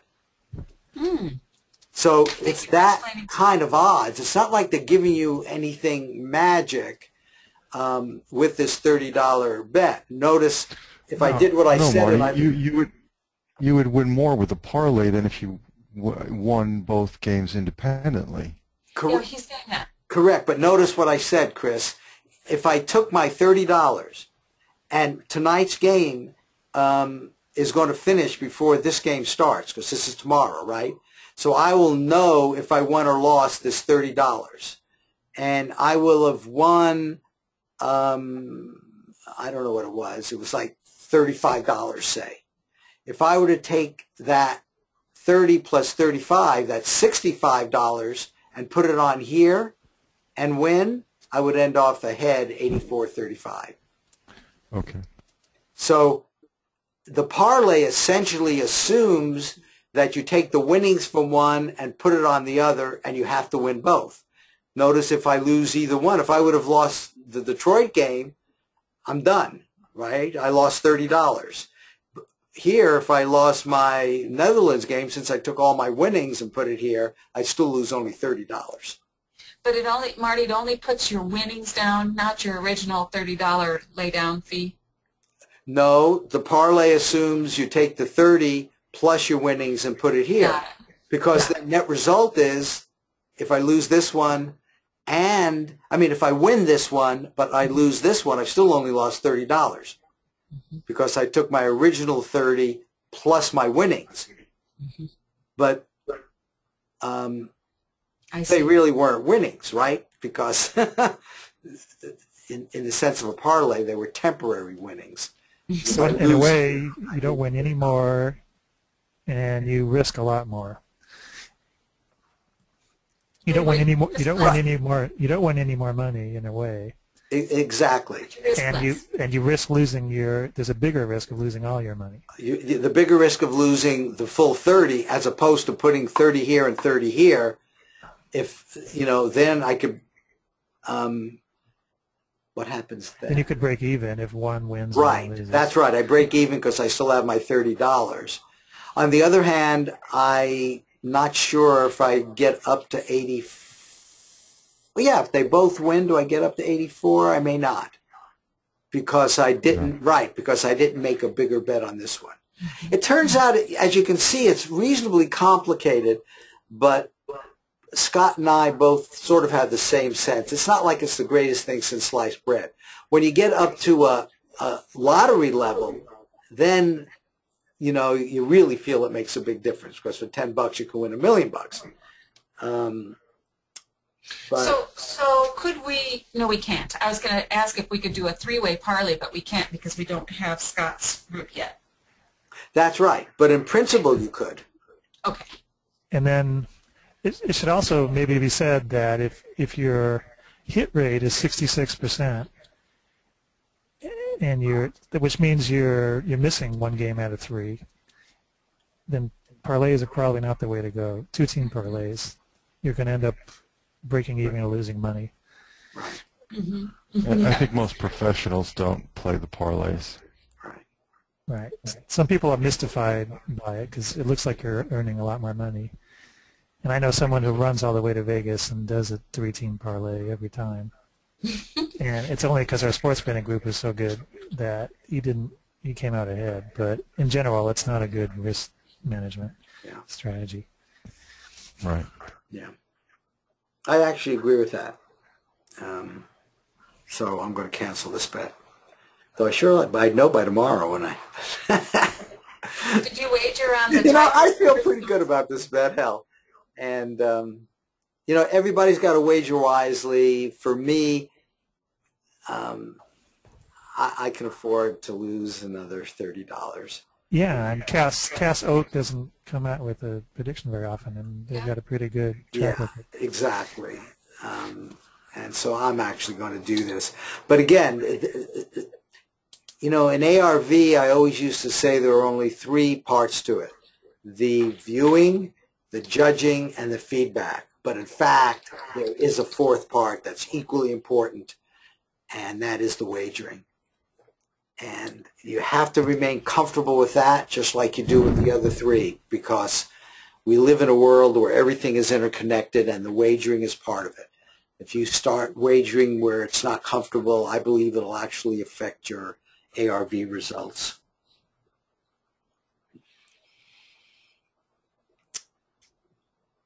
Okay, we actually got through our agenda. Do you mind if I say a few things, Marty? No, please do. And could you give me the... Yep. We have look at my screen. Yep.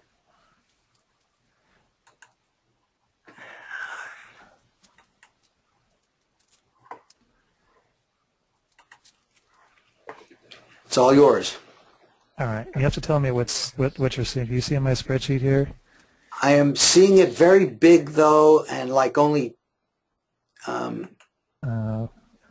yeah, it's my. I'm seeing my 6, resolution. I'm seeing maybe 5, 1, 2, 3, 4, 5, 6 rows, and out to F.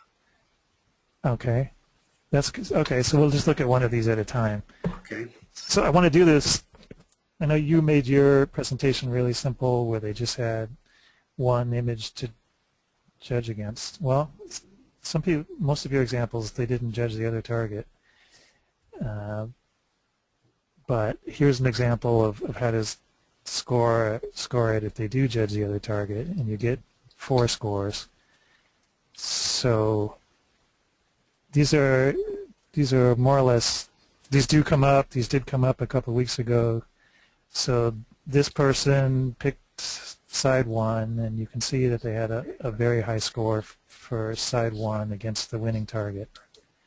And what you didn't talk about too much in your presentation was how you can get supporting numbers and how this 3-5 score for the other target, also called the losing target, reinforces a side 1 prediction. And some people who are very visual and work less with looking at computer numbers might want to look at it spatially laid out like this, like you laid it out on the form where you actually put in the scores. So on the form where you put in the scores, you put in the winning target numbers in this column for transcript 1 and transcript 2. And if you look at it this way, you can see that they had a very high score for 4. Mm-hmm. And I colored these numbers green because I want you to see this pattern on how this high score for the other target greatly reinforces this high score for side 1. So they gave a really high, they gave a wagerable level score, 3.5 or higher, saying that their second transcript matches the losing target or the other target. So the fact that the side 2 is the losing side is the same as saying that side 1 is the winning side. So in that sense, this 3.5 reinforces this 4. Can you see the 3.5 and the 4? Yes. Right. Yes. And another thing that we like to see is separation between these two numbers. So the fact that there's a big distance between 3.5 and 0 is further reinforcement that we're going to end up with transcript 2 matching side 2, and we're going to end up with transcript 1 being matching the winning target. And so this is a very pleasing set of scores because we like the space between 0 and 3.5.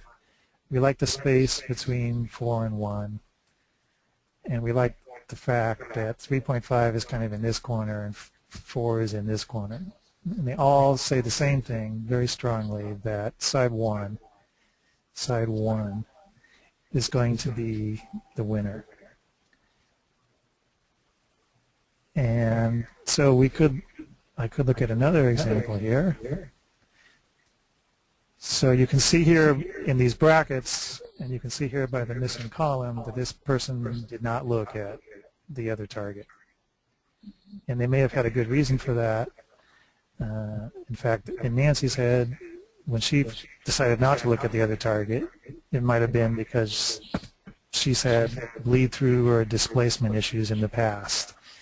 And that might be because in the past she might have drawn, in one transcript, she might have drawn little bits of both targets. And that's not helpful. That gets in the way. So people who have a history of drawing a little bit of both targets might want to avoid looking at the other target. I agree. Right. And so this is a good score. Like I said here, this is a good side 1 prediction because we have a 4 here and a 1 here. The high score goes with side 1, transcript 1. And if you want, you can just stop right there and say side 1. I don't want to risk looking at the other target and maybe confusing the two pictures in my mind and drawing pieces of both. On the other hand, if you had a 1-1 here or some zeros, or like Jennifer had a 3 here and a small number here, 0 or 1, or what's very common is you just get 1-1 here and you go, oh man, I'm not contributing much to the group here. My scores here are pretty much a pass, which doesn't help me make a prediction or help anybody make a prediction. I really have nothing to lose at this point by looking at the other target. And and I may end up like we did in this example up here. So if someone had a 1 here and a 0 and a 3.5 here, then aha, I got a second chance to make something useful out of the same transcripts I had. So I didn't have to do any more transcripts. I just had to spend another 5-10 minutes scoring against a different target, and suddenly I have a very useful result. So one of the advantages of the WE protocol, winning entanglements, is you get a second chance. So if your first scores don't help much, your second scores may come in and save the day. And you don't have to do any more transcripts to get that advantage. Another advantage is that if you do two and you do get two useful scores, then you're doubly reinforced. So in a way, this scenario right here is almost twice as good as this scenario right here, because here we just have kind of single reinforcement. That side one is the winning side, and up here we have double reinforcement. That side one is the winning side. And to be totally fair, in binary, you usually just do one transcript against two targets. So you are doing a little bit more work in WE. You're doing two transcripts, but you get some benefit out of that. You get this reinforcement, and you also get a second chance to come up with something useful if it wasn't so useful the first time.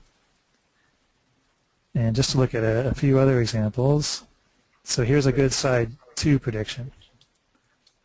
So you can see that the winning target matched side 2 with a high score. So in a way, this is the most important score of all these 4. And side 1 matched the other target. So this reinforces this, because if losing side is, if transcript 1, side 1, is the losing side, then you pretty much know what the winning side is. It means side 2 is the winning side. So these reinforce each other. They come up with the same conclusion as this case, high score for side 2. So this is a good side 2 prediction, but I call this an extra good side 2 prediction, because you have this number reinforcing this number. And again, we like to see a separation between these two numbers and these two numbers. So if for some reason we got a 3-5 and a 3-5 here, not so helpful. In fact, one guy sent me scores like this, and he didn't understand he was thinking the way this would be in binary, and said, aha, the other target is the winner. But that's not the way WE works. This would be a pass, because he pretty much got the same score for side 1 and side 2, and this is not a helpful score then. So I would score this a pass. We want to see separation between these numbers. This doesn't favor side 1 over side 2 at all, or vice versa. So if this, on the other hand, if this were a 1, even if these were still zeros, then this would be a clear side 1 prediction. So we got, well, I'm sorry, this would be a side 2 position, because transcript 1, side 1 matched the losing target. So that pretty much tells you what the winner is, which is side 2. So I wanted to bring this up because I can tell some people still don't understand this. I can tell by the submissions I get that some people still don't understand this. So now maybe you get an idea of why you would want to do these extra scores, and when you might not want to do it, and what they mean, and when you would judge a pass and when you wouldn't. So the other reason you might want to judge a pass is if all these numbers are below 3.5, which means non-wagerable.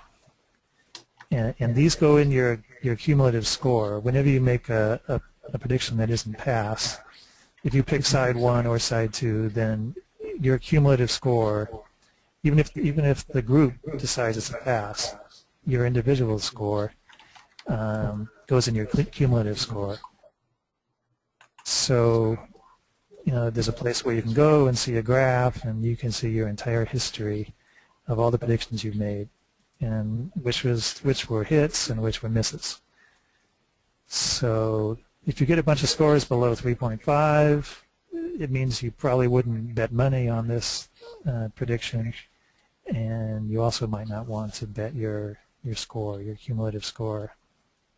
You might want to not bet your record, your reputation on picking a side. Does it sound right to you, Marty? That was terrific. You have to start giving more webinars. Yeah, there's a couple more questions. Mark Samuelson was kind enough to ask a few questions, and he didn't mind if it was shown to the whole group. And so we had a little discussions back and forth in the discussion group, and the subject line of the discussion was how the scoring works in Wii. And so people often wondering, people are often confused about us picking the winning target right up front. And we tell them what the winning image is right up front. And that confuses some people. It doesn't mean we know who the winner of the game is. It doesn't mean we know what the winning side is. It just means that we're calling out the winning target image. So this part of the discussion, if you want to go back and read it, says that the viewer is told what the winning and losing target images are before they make an individual prediction. What they don't know for sure is which transcript goes with the winning target image. Thus, they don't know what the winning side is, whether that's side 1 or side 2. And that's, of course, where the precognition comes in. Right. So, just to review, the viewer picks side 1 if his transcript 1 matches the winning target with high confidence, or if his transcript 2 matches the losing target with high confidence. So if you know the loser, then that implies what the winner is.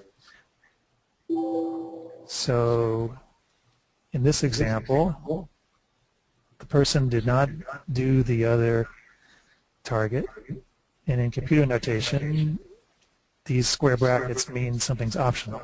So it's optional whether you look at the other target or not. And in this case, this person did not. But a score like this is clearly someone who wants side 1 because they have a high match for the first transcript to the winning target.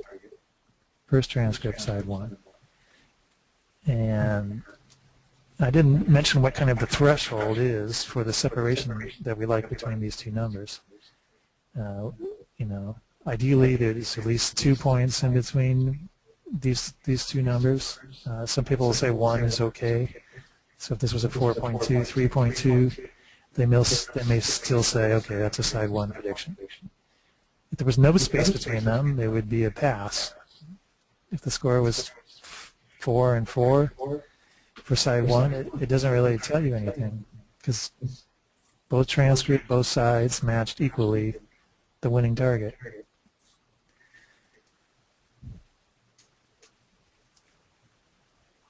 So then I showed some examples here.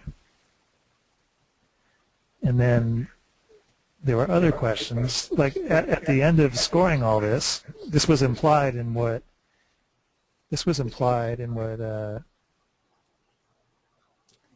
Marty showed is there's going to be a group prediction, and the team manager is the only one who sees all the targets and all the transcripts.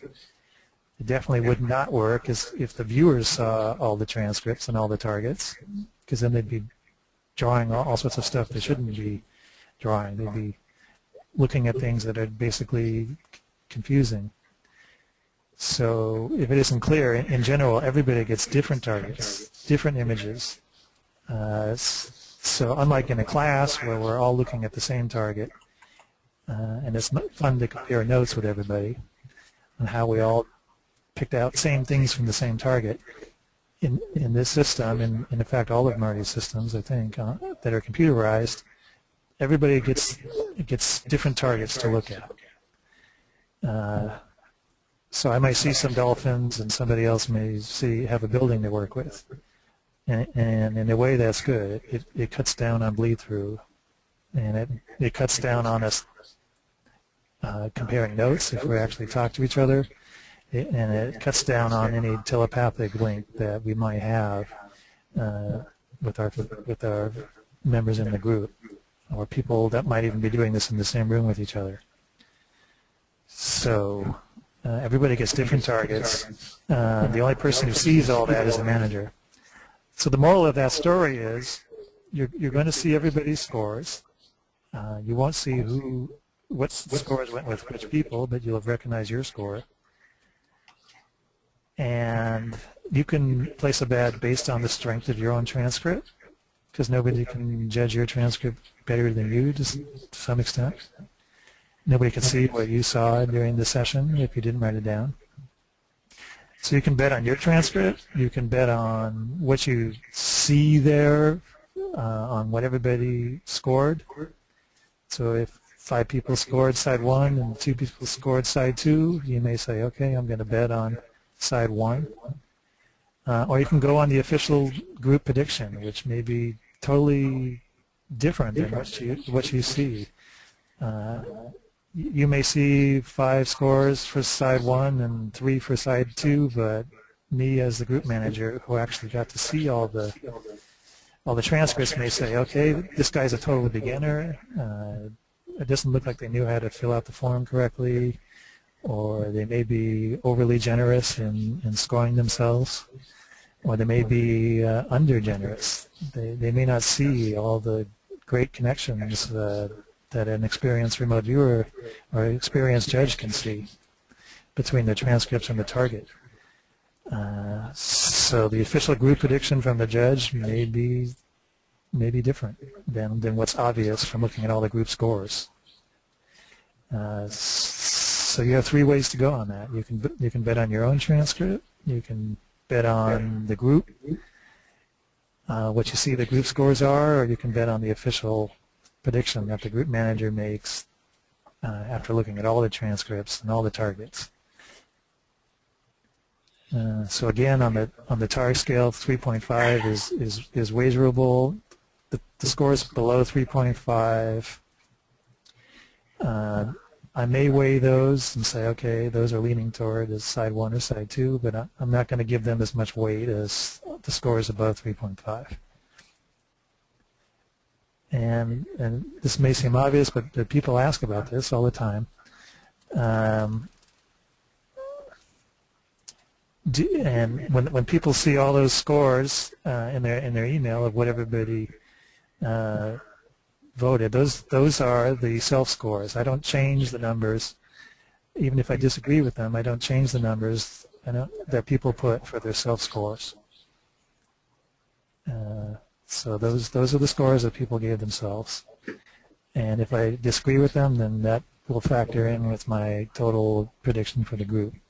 But what you see in your email for the prediction are the self scores of all the members who contributed a transcript. And so it was great that Mark was kind of a newbie to this system. He may be an experienced remote viewer, but he hadn't done this protocol before, so he asked all these useful questions. And if he had these questions, then obviously lots of other people had the questions too. So he was wondering if side 1 is always under and side 2 is always over. And again, we want this to be a blind test of skill. So the computer randomly chooses what's over and under, so the viewer has no way of knowing when he's doing the transcript what's over and what's under. So we usually do over-under, but if we did say a bet on whether the Los Angeles Dodgers were going to win instead of New York, then we wouldn't want Dodger fans to be influencing their remote viewing sessions by trying to score higher for Dodgers for side one. And New York fans might we want the true score for the remote viewing, regardless of whether you like the Dodgers to win or not. And similarly with over and under, people might like really high scoring games, and that would be an over bet. But as shown here, if the line is 7.5 and we're betting on over 7.5, we don't want viewers to know what's over and under ahead of time. So don't count on side one being under or over. Just judge your transcript, how well it matches the target image. So that's good scientifically, because then that's blind. And in Vegas, we simulated that by having only one person, in this case it was Nancy, knowing which side was over and which side was under. And she didn't tell anybody until after we judged the transcripts, just before we made a prediction, and obviously before we made a bet. We would have to know what's over and under. So in the way Marty set it up, there's many things that are blind, which makes it for better outcomes, better scientific research, better everything, better hit rates. So when a person goes in, when a person's first drawing their target, they can't see the image yet. They haven't physically seen the image yet. So that's a blind target. And they don't know which side is over and under. They know the two teams that are playing, but they don't know who they're betting on or what's over and under. And so there's all sorts of blind targeting going on, which is good science and good remote viewing. And that's the way the experts do it. You make as much blind as possible. Okay, Scott, thank you. Sure. That was, I think, very helpful for a lot of people and done very well. Very good. One thing to remember is the statistics which you will be generating and get to look at are there really only for one reason, and that is for you to learn. Your stats won't be shared.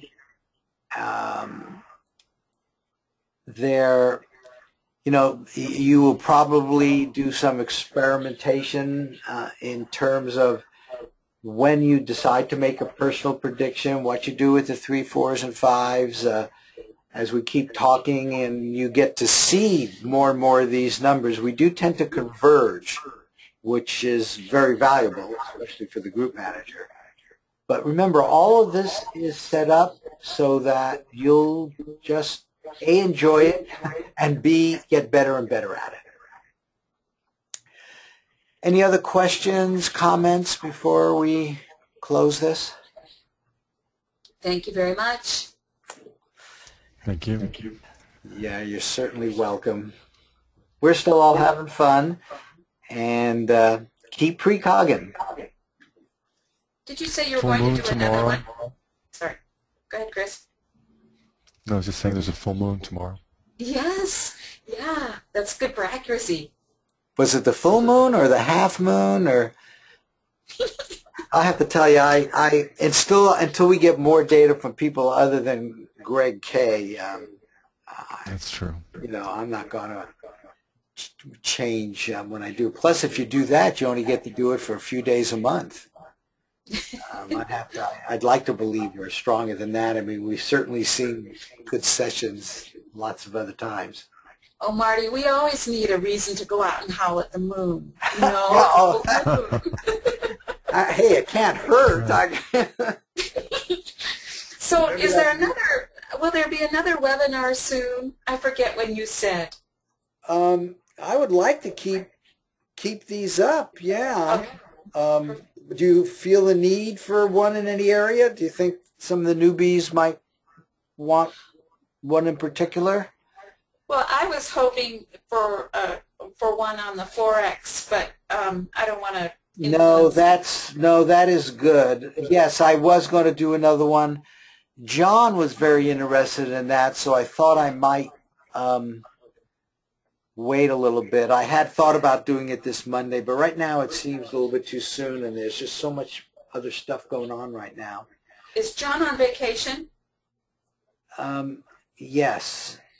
I don't know if it's vacation or... Anyway, he's away.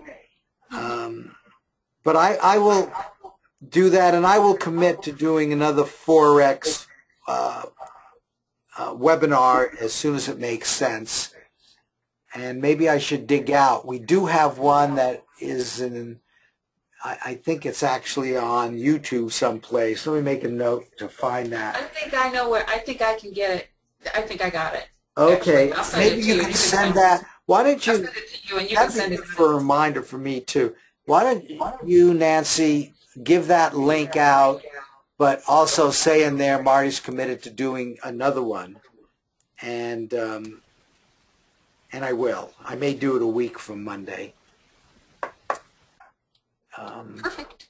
Okay. All right. Thank you so much. Yeah. I hope we all win this weekend. I hope all of our Harleys make us millions. Absolutely. Well, millions are going to be tough, but I'll just take them winning. That'd be really good. Okay, So everybody. Thank you. Does a Harley, does that affect our stats? No, the stats are only affected by what we send out in that prediction Predictions. page. Yeah. Okay. All right then. Okay. Take care, Thank you. everybody, and Thanks, everybody. Bye. bye now.